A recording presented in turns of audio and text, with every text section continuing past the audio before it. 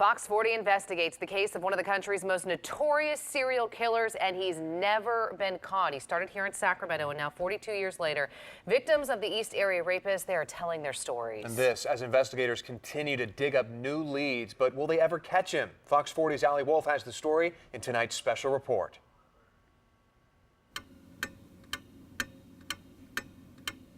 Time has the power to change many things, but some wounds never fully heal. I don't ever think the pain is going to go away. Some trauma is so deep, 40 years can't dull the pain.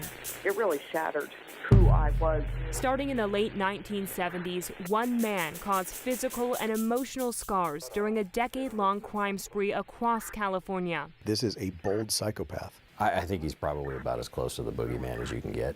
He's been dubbed the East Area Rapist. Original Night Stalker. Has murdered time and time again. And the Golden State Killer. He is a very evil man. He raped, he murdered, he tore families apart. Everything that you think of in a horror film was this guy. He shattered the concept of safety in communities up and down the state.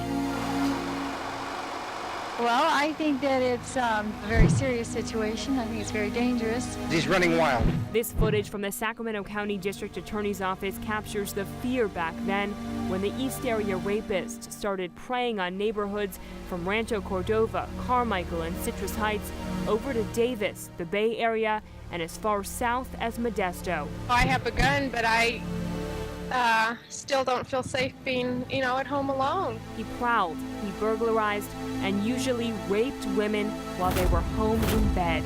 I put locks on my doors, peepholes in just last week. I imagine a lot of women in the area are scared and are nervous. If you are going to defend yourself, you must injure your attacker, and I don't mean just hurt him. During his reign of terror in the late 1970s, Sacramento County Sheriff's investigator Carol Daly held classes teaching women how to protect themselves. By hurting him, you're only going to make him madder, but you injure him enough to incapacitate him in any way that you can. Back then, Daly was at every crime scene to interview the victims. It was like they could never let go of it. Every time they turned around, there was another rape. She remembers the horror. It still haunts her today. I worked homicide for 7 years, so I worked some really horrific cases. There's nothing that has stayed with me like this case has. I wasn't a victim, but it's always with me for what these people went through. You're going to go left. Paul Holes is an investigator with the Contra Costa County District Attorney's Office. So he has watched her. He's been hunting this criminal for over 20 years. This is what I call ground zero for the East Area Rapist. This is where he started. He leads us into the first neighborhood the East Area Rapist targeted in the summer of 1976 in Rancho Cordova. This neighborhood, Cordova Meadows, is a neighborhood where the East Area Rapist attacked 5 times. And it's here this notorious criminal hones his specific style of torturing his victims, while always wearing a ski mask and gloves, keeping his face, his identity, a mystery. He'll wake the couple up, he's got a flashlight, he's shining it in their eyes, so in addition to having the ski mask, now they're blinded by the lights. And he will, through clenched teeth, threaten them, do what I say or I'll kill you. He threatens and he taunts his victims, often using dishes. And he comes back with those and he puts them on the male's back. And he basically tells the guy, if I hear these, she's dead. Dishes like this fine china are among the items reported stolen during attacks. This is a newly disclosed piece of evidence likely taken during an attack. Pouches used to hold a set of china. Investigators say these thefts happened as victims lay incapacitated, their hands and their feet bound.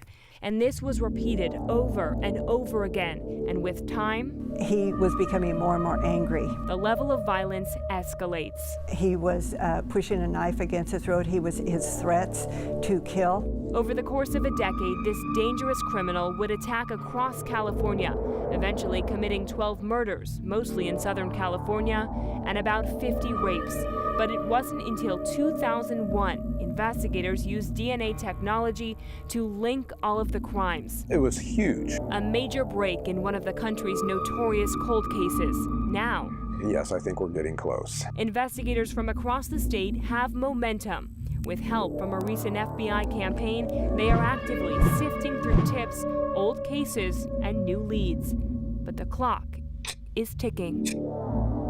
It's kind of the fourth quarter of the game. The original investigators, the victims, and if alive, the East Area Rapist himself are all getting older. There is a time period, and that time period is waning. As the years pass, the interest in catching this elusive killer has intensified. He robbed me of my dignity. Women were violated. And it's still very painful. Teenagers lost sisters. Just thought of, the way my sister was brutally raped and murdered, it really hurts. Children lost mothers. There were bodies in our home, and that they were pretty sure that my mom was one of them. Their pain hasn't faded, but neither has their hope. Hope that by retracing his path, understanding his twisted mind, and using modern technology, this notorious criminal who's been in the shadows for 40 years will finally be exposed. Starting tonight, Fox 40 is launching a new podcast series, Exposed, the East Area Rapist. Every week, you'll hear from detectives who have made it their life's work to catch this notorious killer.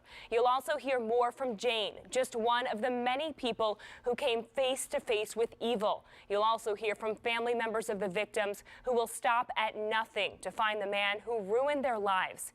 We dive deeper into the investigation and even reveal new leads. Allie Wolf, Fox 40 News. An incredible story. Episode 1 of the Exposed podcast, The East Area Rapist, is available for download on iTunes, Google Play, Spotify, and Stitcher. You can also listen to the podcast on fox40.com/exposed. We'll be releasing new episodes each Thursday in February. You won't want to miss those, that's for sure. Roseville Fire Department